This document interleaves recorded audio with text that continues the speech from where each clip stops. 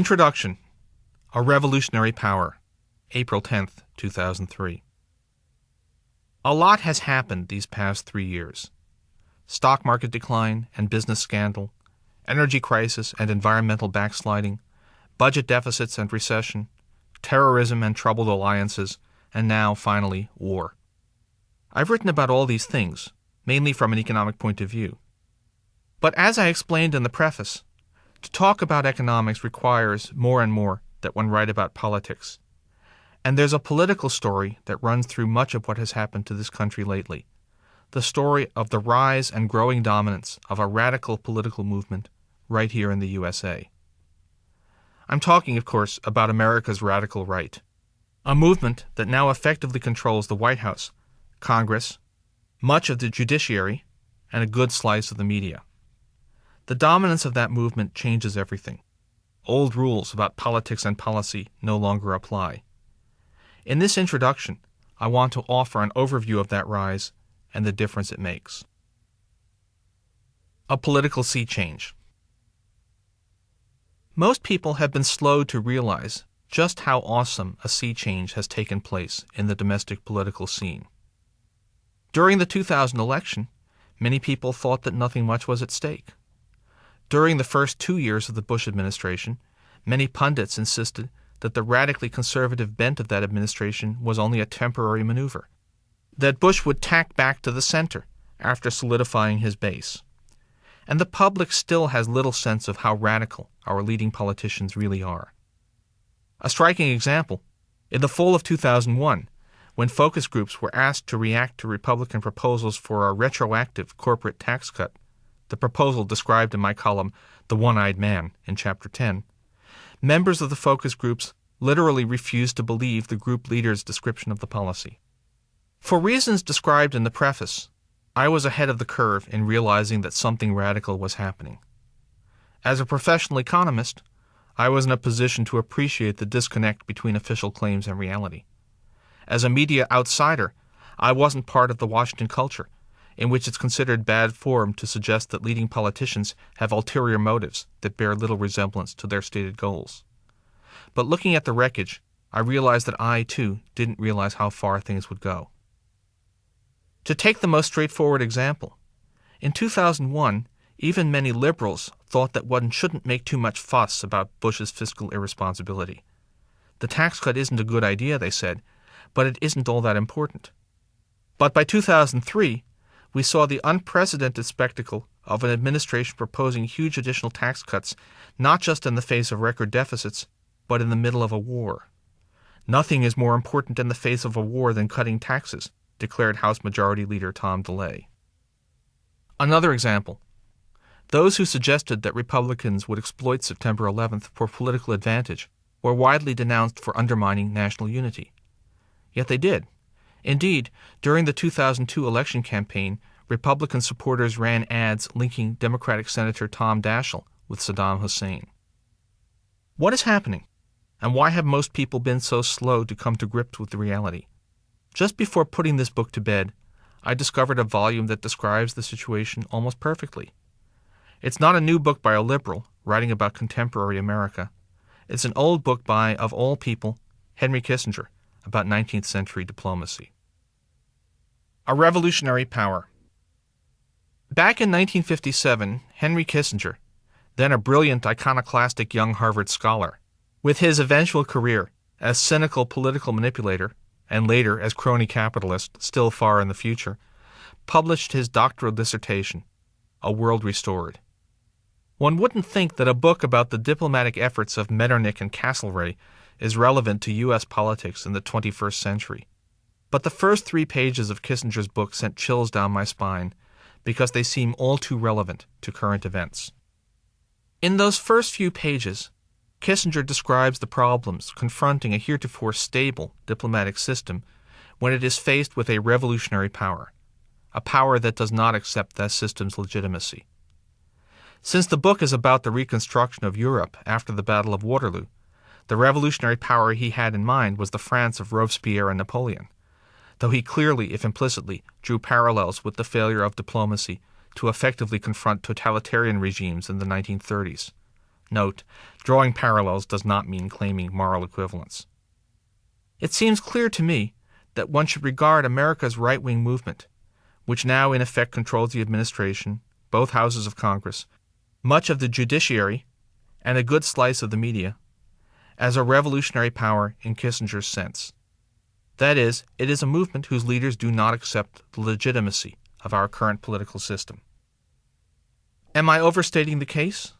In fact, there's ample evidence that key elements of the coalition that now runs the country believe that some long-established American political and social institutions should not, in principle, exist, and do not accept the rules that the rest of us have taken for granted. Consider, for example, the welfare state as we know it. New Deal programs like Social Security and unemployment insurance, Great Society programs like Medicare.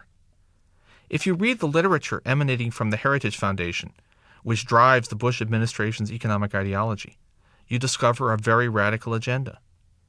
Heritage doesn't just want to scale back New Deal and Great Society programs. It regards the very existence of those programs as a violation of basic principles. Or consider foreign policy. Since World War II, the United States has built its foreign policy around international institutions and has tried to make it clear that it is not an old-fashioned imperialist power which uses military force as it sees fit. But if you follow the foreign policy views of the neoconservative intellectuals who fomented the war with Iraq, you learn that they have contempt for all that. Richard Perle, chairman of a key Pentagon advisory board, dismissed the liberal conceit of safety through international law administered by international institutions. They aren't hesitant about the use of force. One prominent thinker close to the administration, Michael Ledeen of the American Enterprise Institute, declared that we are a warlike people and we love war. The idea that war in Iraq is just a pilot project for a series of splendid little wars seemed at first a leftist fantasy. But many people close to the administration have made it clear that they regard this war as only a beginning. And a senior State Department official, John Bolton, told Israeli officials that after Iraq, the U.S. would deal with Syria, Iran, and North Korea. Nor is even that the whole story. The separation of church and state is one of the fundamental principles of the U.S. Constitution. But Tom DeLay, the House Majority Leader, has told constituents that he is in office to promote a biblical worldview, and that his relentless pursuit of Bill Clinton was motivated by Clinton's failure to share that view. DeLay has also denounced the teaching of evolution in schools, going so far as to blame that teaching for the Columbine school shootings. There's even some question about whether the people running the country accept the idea that legitimacy flows from the democratic process. Paul Gigot of the Wall Street Journal famously praised the bourgeois riot in which violent protesters shut down a vote recount in Miami. The rioters, it was later revealed, weren't angry citizens. They were paid political operatives.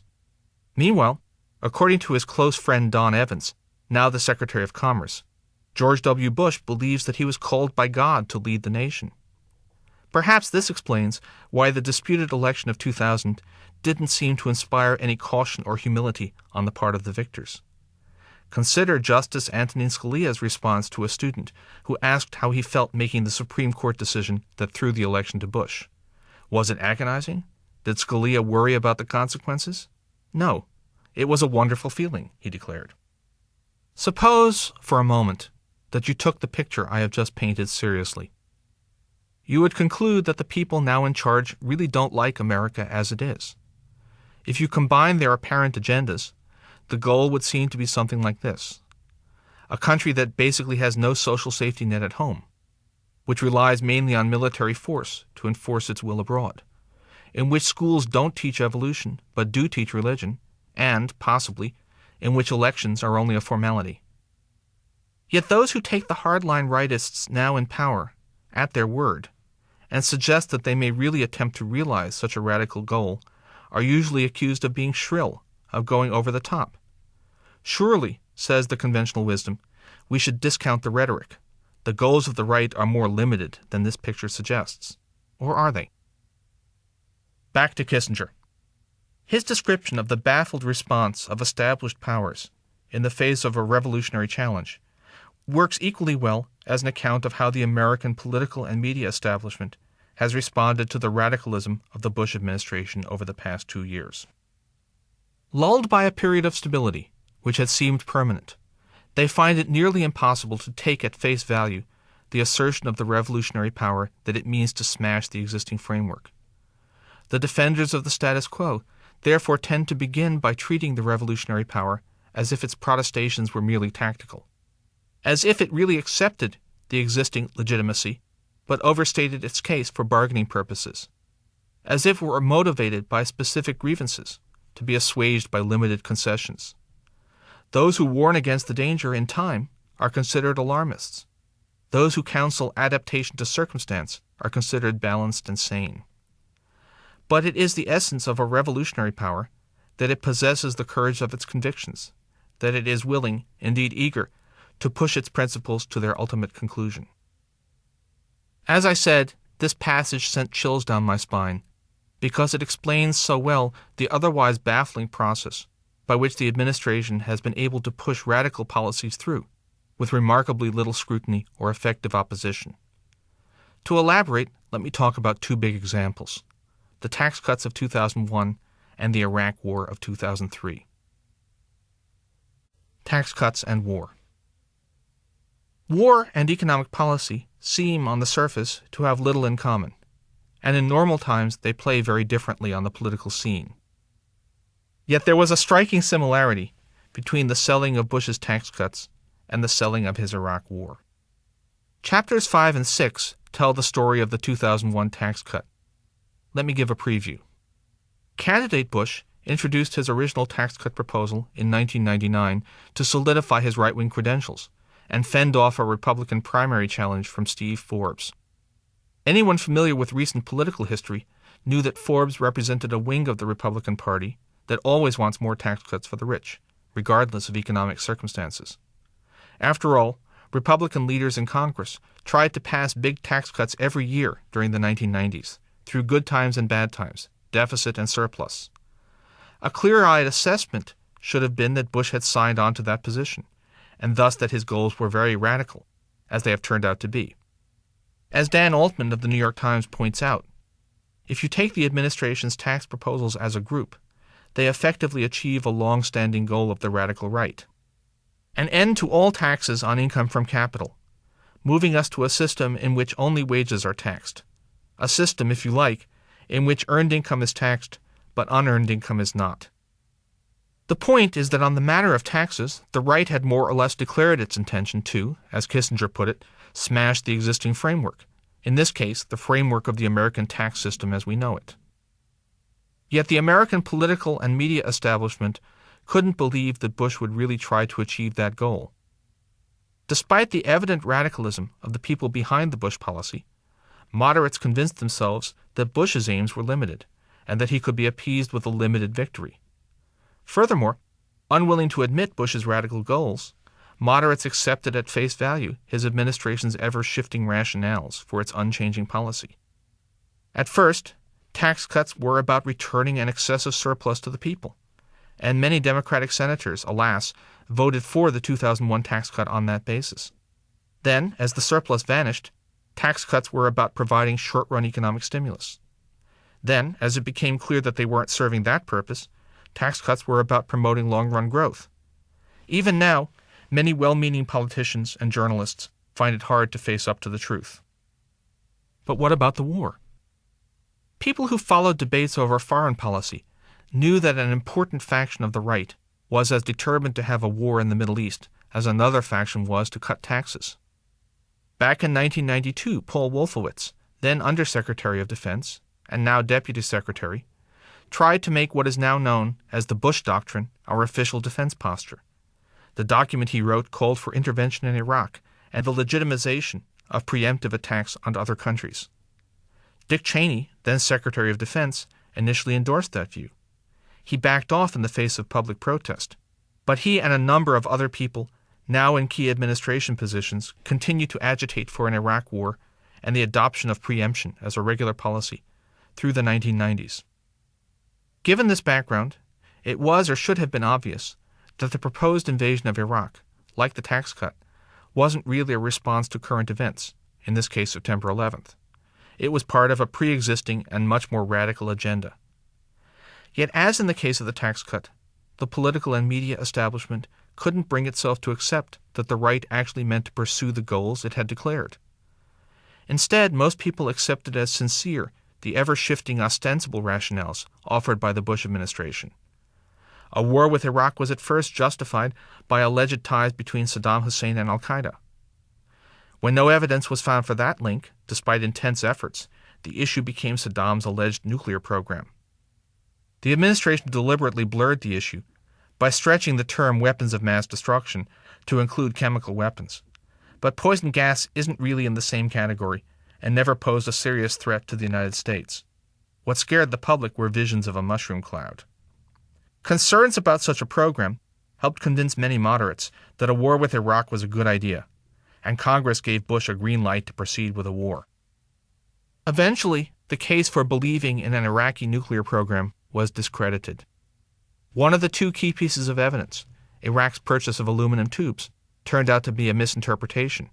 The tubes weren't suitable for their alleged purpose, uranium enrichment.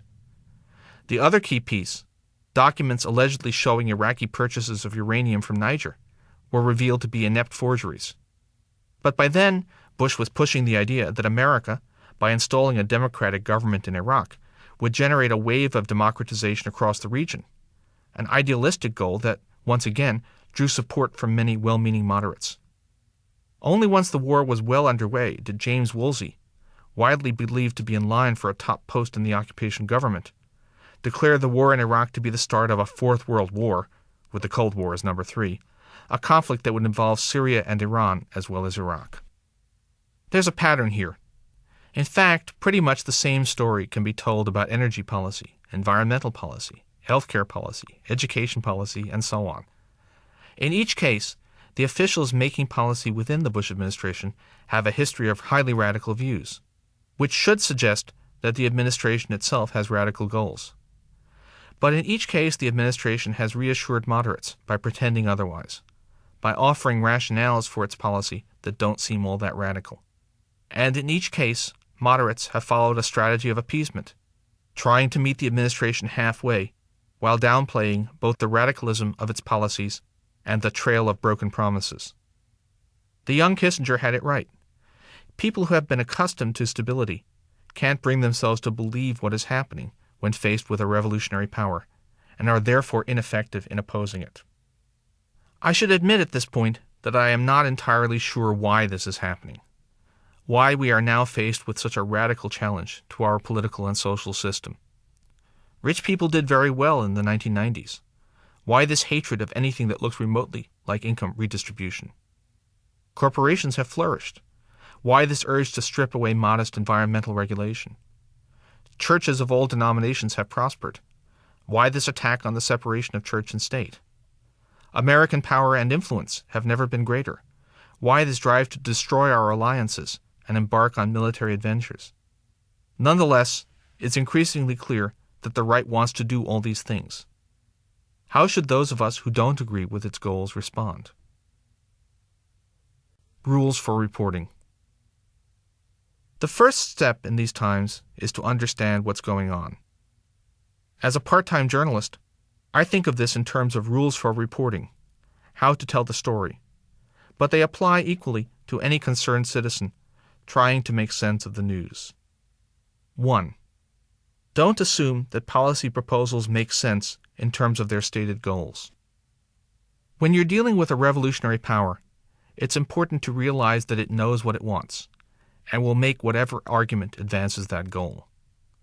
So there should be no presumption that the claims it makes on behalf of its actions make any sense in their own terms. As I explained in Chapter 7, the Bush plan to privatize Social Security wasn't a dubious or ineffective way to strengthen the system's finances. It had absolutely nothing to do with that stated goal, and would actually have aggravated the system's problems. The tax cut proposals offered by the Bush administration in early 2003 were billed as a program to accelerate economic growth. Yet when the Congressional Budget Office, whose new head had, just months earlier, worked for the administration, tried to evaluate the growth effects of the proposal, it found little reason to think that they would be significantly positive. On a different front, Most independent analysts expected a war with Iraq to increase, not reduce, the risk of terrorist attack. Journalists find it very hard to deal with blatantly false arguments. By inclination and training, they always try to see two sides to an issue, and find it hard even to conceive that a major political figure is simply lying about the content of his proposals.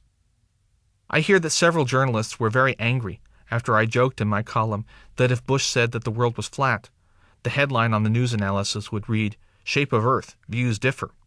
Each of the angry journalists thought I was making fun of him. To be fair, when one is dealing with ordinary political movements, it makes sense to presume that their policy proposals, right or wrong, are made in good faith. But when one is dealing with a revolutionary movement, a movement that does not accept the legitimacy of the existing system, there's no reason to make that presumption. Revolutionary movements, which aren't concerned about the rules of the game, have no compunction about misrepresenting their goals. David Wessel of the Wall Street Journal wrote about a White House aide who said one thing on the record and the opposite off the record. When Wessel protested, the aide replied, "Why would I lie? Because that's what I'm supposed to do. Lying to the press doesn't prick anyone's conscience." 2. Do some homework to discover the real goals. There was no widely accepted economic theory, left or right, under which the type of tax cuts proposed in early 2003, which would gradually end taxes on capital income but pump very little money into the economy in the first year, made any sense as a way of creating jobs in the short run. Yet administration officials touted their plan as a job creation strategy. Were they misinformed? No, not really. Whatever those officials said, economic growth was not their goal. Moreover, it wasn't hard to figure out what the real goal was. As I pointed out earlier, radical conservatives have long advocated an end to all taxes on capital, and that's what the administration's proposal would in effect accomplish. So the way to understand the policy was to look at what its architects wanted before they tried to sell their plans to the public. This is a general principle for understanding what's happening. Do some homework to find out what these people really want. I'm not talking about deeply hidden motives. Usually the true goal is in the public domain. You just have to look at what the people pushing the policy said before they were trying to sell it to the broader public. When you learn that the official now in charge of forest policy is a former timber industry lobbyist, you can surmise that the Healthy Forests Initiative, under which logging companies will be allowed to cut down more trees, isn't about preventing forest fires. When you learn that the House Majority Leader has said that his purpose in office is to promote a biblical worldview, you can surmise that faith-based initiatives aren't mainly about delivering social services more effectively. When you learn that the architects of the Iraq War have wanted to topple Saddam Hussein for a decade, you can surmise that the war has nothing to do with responding to September 11th. Again, this is hard for journalists to deal with. They don't want to sound like crazy conspiracy theorists. But there's nothing crazy about ferreting out the real goals of the right wing. On the contrary, it's unrealistic to pretend that there isn't a sort of conspiracy here, albeit one whose organization and goals are pretty much out in the open. 3. Don't assume that the usual rules of politics apply. Washington has long had a routine for scandal. Some awkward facts come out about an official, and the press begins playing up the story. Soon the official is quietly urged to resign, and life goes on. So when various Bush administration officials began to have problems, people expected the same storyline, but it didn't happen. Stephen Griles, a coal industry lobbyist who was appointed Deputy Interior Secretary, intervened in an energy exploration dispute on behalf of a former client. He's still there. Thomas White, a former Enron executive, was appointed Secretary of the Army. Then his division of Enron was revealed to have been a source of phantom profits, but he's still there. Richard Pearl, chairman of the Defense Policy Advisory Board, was revealed to have business dealings that raised strong questions about conflict of interest, but he took only a token demotion from chairman to member and is still there. And both the president and vice president have, of course, brushed off concerns about their distinctly questionable business careers. Why don't the usual rules apply? Because a revolutionary power, which does not regard the existing system as legitimate, doesn't feel obliged to play by the rules. Are there hints of scandal regarding administration personnel? No matter. Fox News, the Washington Times, and the New York Post won't follow up on the story. Instead, they'll harass other media outlets if they try to make it an issue. Are there complaints about how Homeland Security is being handled? A sudden rash of terror alerts will drown out the story. But they wouldn't do that, protest reasonable people, and a normal regime wouldn't. But we're not dealing with a normal regime here. We're dealing with a revolutionary power. 4. Expect a revolutionary power to respond to criticism by attacking. A revolutionary power, which doesn't accept the legitimacy of the existing system, also doesn't accept the right of others to criticize its actions. Anyone who raises questions can expect a no-holds-barred counterattack. There was a spectacular example in April 2003. John Kerry, among the frontrunners for the next Democratic presidential nomination, told an audience that what we need now is not just a regime change in Saddam Hussein and Iraq, but we need a regime change in the United States. By the normal standards of political rhetoric, including wartime, this wasn't unusual. For example, in the 1944 election, that is, at the height of World War II, with millions of American servicemen slugging it out on multiple fronts, Thomas E. Dewey campaigned by calling Franklin Roosevelt a tired old man. As far as I know, nobody considered that treasonous. After all, you can't have free elections if you can't criticize the incumbent. And wasn't freedom what we were fighting for? The tradition of tolerance for criticism, even in times of war, has continued. For example, Tom DeLay was harshly critical of President Bill Clinton during the 1999 campaign in Kosovo, blaming Clinton for civilian deaths and urging a halt to the campaign. Some eyebrows were raised, but DeLay's career wasn't harmed. Now that a revolutionary power holds the White House, however, the rules have changed. Senator Kerry crossed a grave line when he dared to suggest the replacement of America's commander-in-chief at a time when America is at war, declared the chairman of the Republican National Committee, and dozens of Republican politicians piled on, questioning Kerry's patriotism. It so happens that Kerry is a decorated Vietnam veteran. Kerry's experience was only the latest in a series of episodes in which those who question or criticize the administration are demonized, their ethics questioned, their careers destroyed if possible.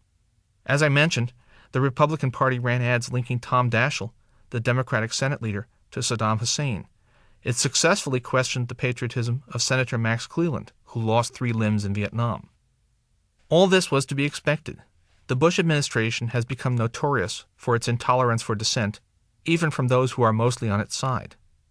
According to the Washington Post, GOP lawmakers and lobbyists say the tactics the Bush administration uses on friends and allies have been uniquely fierce and vindictive. To some extent, this may reflect Bush family values, but it's also what you would expect from a revolutionary power. Here's a bit more from Kissinger. The distinguishing feature of a revolutionary power is not that it feels threatened, but that nothing can reassure it. Only absolute security, the neutralization of the opponent, is considered a sufficient guarantee.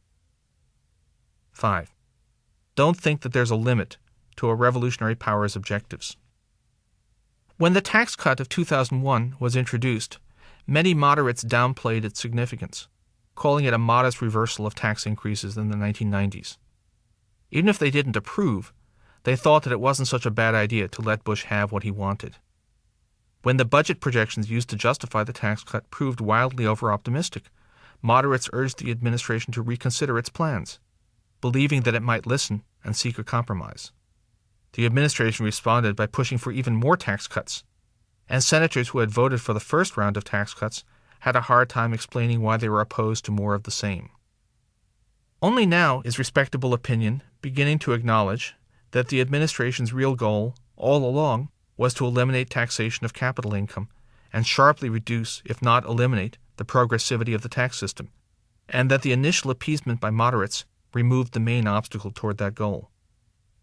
Moreover, I'm not even sure that zero taxes on capital and a flat tax on wages mark the limits of the administration's ambitions. Poll taxes, anyone? Similarly, quite a few moderates supported a war on Iraq as a special case to deal with a dangerous, brutal dictator. But it has become increasingly clear that the administration's inner circle views the Iraq War as only a start on the Bush Doctrine, in which U.S. power will be used aggressively in much of the world. And having given in on the first step, Moderates find it hard to explain why they don't support the overthrow of other dictators. Pax Americana, here we come. There must be limits somewhere to what the right will actually attempt to accomplish. It may move us to a tax system in which poor people pay a higher share of their income than rich people, but it won't take us to a system where rich people actually pay less than poor people, or will it? It may go on from Iraq to Syria and Iran, but it won't start threatening already democratic countries with military force, or will it? I don't know where the right's agenda stops, but I have learned never to assume that it can be appeased through limited concessions. Pundits who predict moderation on the part of the Bush administration on any issue have been consistently wrong. Kissinger again. It is the essence of a revolutionary power that it possesses the courage of its convictions, that it is willing, indeed eager, to push its principles to their ultimate conclusion. So that's the way it is. I suspect that many listeners, despite everything that has happened, will find it an alarmist picture. As Kissinger wrote, those who warn against the danger in time are considered alarmists. Those who counsel adaptation to circumstance are considered balanced and sane. But so far, the alarmists have been right